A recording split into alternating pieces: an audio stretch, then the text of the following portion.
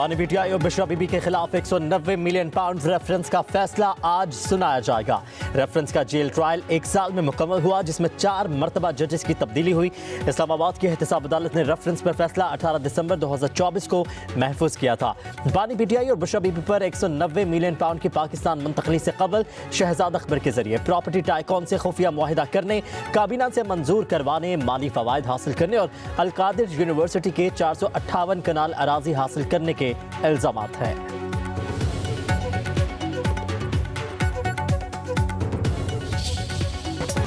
मुल्क भर में सर्दी की लहर बरकरार। पंजाब के मैदानी इलाकों में धुंध के डेरे, मुतादिद मकामात पर मोटरवेज बंद।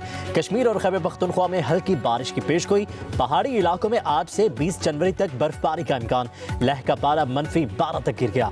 स्कर्दू में दर्जा हरारत -10, गोपिस में -9, एस्तोर में -7, कालाम गिलगित में -5, ज़ियारत और कल्लात में -4 degree centigrade record.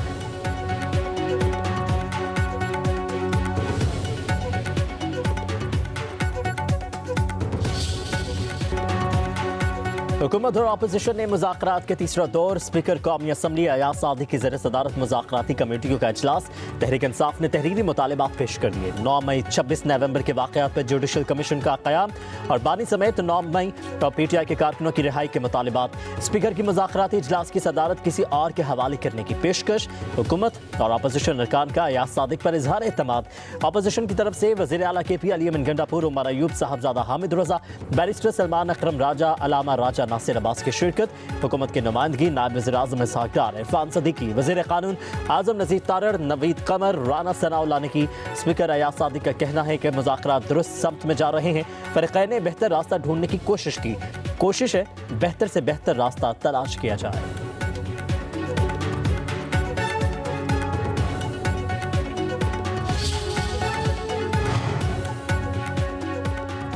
Tehreek Insaf के मुतालिबात का जवाब देने के लिए हुकूमती कमेटी कायम। कमेटी जो जवाब देगी वो हतमी होगा।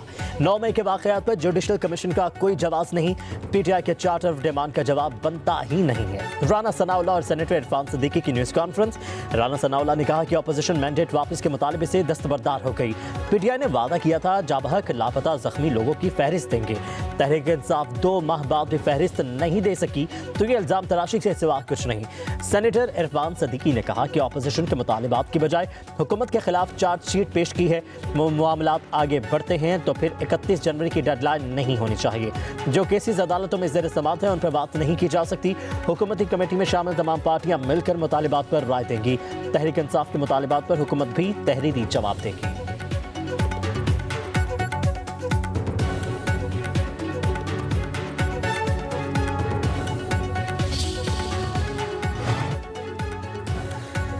पीटीआई मुज़ाकराती कमेटी के तर्जुमान साहबजादा हामिद रज़ा ने राना सनाउल्लाह और इरफान सदीकी की प्रेस कॉन्फ्रेंस को हक़ाइक़ के मुनाफे करार दे दिया। कहा इस प्रेस कॉन्फ्रेंस का हक़ाइक़ से कोई ताल्लुक नहीं। हुकूमत जुडिशल कमीशन बना दे, जाबहक लापता और ज़ख्मी अफराद की फहरिस्त वहाँ दे देंगे। आप ही कातिल और आप ही मुनसिफ बनने की कोशिश मत करें। बानी पीटीआई जेल में सुकून से हैं, वो तमाम केसेस का मुकाबला करके बाहर आएंगे। पीटीआई रहनुमा शेख वक़ास अकरम ने कहा हम मुतालिबात से 1 इंच पीछे नहीं हटेंगे। चार्टर ऑफ डिमांड में फ्री एंड फेयर इलेक्शन शामिल है। हुकूमती वज़रा गलत बयानी कर रहे हैं। ये कातिल हुकूमत है, इनके हाथ कौम के खून से रंगे हुए हैं। इंसाफ के लिए बार बार आवाज उठाएंगे।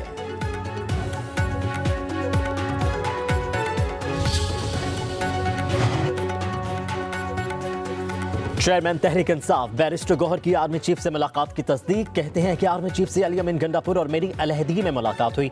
अपना सारा मामला और मुतालिबात आर्मी चीफ के सामने रख दिए। मुल्क के इस्तेहकाम के हवाले से बातचीत हुई। दूसरी जानिब से मस्बत पेशरफ्त हुई है। एस्टैब्लिशमेंट से बराह रास्त मुज़ाकरात खुशाइंद है। उम्मीद है सूरत हाल अब बेहतर हो जाएगी। आर्मी चीफ से मुलाकात मुल्क के इस्तेहकाम के लिए ज़रूरी है। बानी पीटीआई ने आर्मी चीफ से मुलाकात को खुशाइंद करार दिया है। वज़ीर आला खैबर पख्तूनख्वा अली अमीन गंडापुर बोले आर्मी चीफ से मुलाकात सिक्योरिटी सूरत हाल से मुतालिक थी। बैरिस्टर गौहर भी शरीक हुए। बैकडोर मुज़ाकरात की कोई ज़रूरत नहीं, ओपन बातचीत होगी। मुज़ाकरात पर शक व शुबा होता तो यहाँ ना आता। अपोजिशन लीडर उमर अयूब ने कहा कि हुकूमत ने मुतालिबात का 7 रोज़ में तहरीरी जवाब देना है। हुकूमत ने तस्लीम किया हमारी बानी पीटीआई से मुलाकात होनी चाहिए। हमें डील चाहिए ना ढील। बानी समेत सियासी असीरों की रिहाई और जुडिशल कमीशन का क़याम होना चाहिए। एग्जीक्यूटिव ऑर्डर से ये मामलात हल हो ही नहीं सकते। एम्पायर से ही होना चाहिए।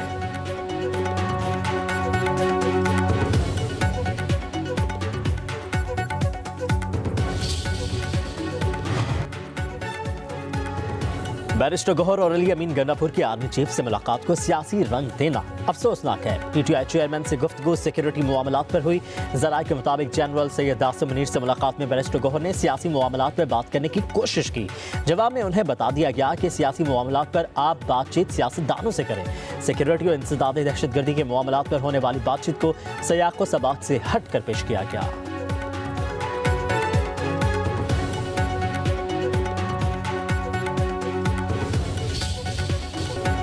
हमने कभी जलाओ घेराव तोड़ फोड़ का नहीं बोला। किसी के लिए अपनी जाती जिंदगी खतरे में ना डालें।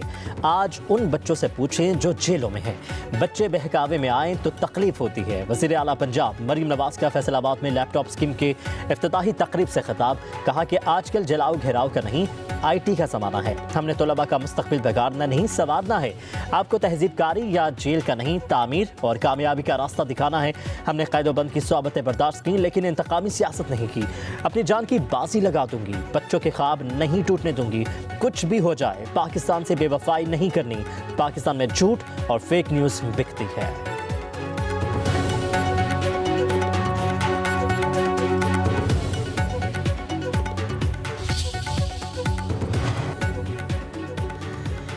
वज़ीर आज़म शहबाज शरीफ की ज़ेर सदारत इजलास छोटे और दरमियाने दर्जे के कारोबार के हवाले से जायज़ा। शहबाज शरीफ की यूथ प्रोग्राम के तहत कर्ज की रकम को 5 लाख से बढ़ाकर 15 लाख करने की हिदायत। वज़ीर आज़म ने कहा कि हुकूमत छोटे और दरमियाने दर्जे के कारोबार को सहूलत देने के लिए पुरअज़्म है। दुनिया भर में SMEs मईशत की तरक्की में कलीदी अहमियत रखती है। हुकूमत की अवलीन तरजीह है कि SMEs को फ़रोग़ देकर ताकि मुल्की बरामदात में इजाफा हो सके।